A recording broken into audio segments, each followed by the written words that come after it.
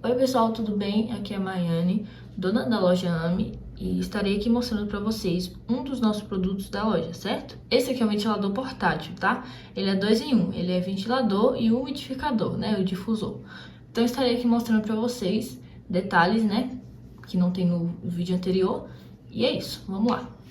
Então, gente, esse ventilador ele tem várias funções, como essa, né? Você deixa na posição que você quer, você achar melhor. Como vocês viram no vídeo anterior, ele vem com cabo, né? Para poder conectar na caixinha e colocar na tomada. Vamos lá, depois de escolher a posição que você quer, aqui é a função ventilador, tá? Que vai ser só essa parte aqui. Ó, você coloca na potência que você quer.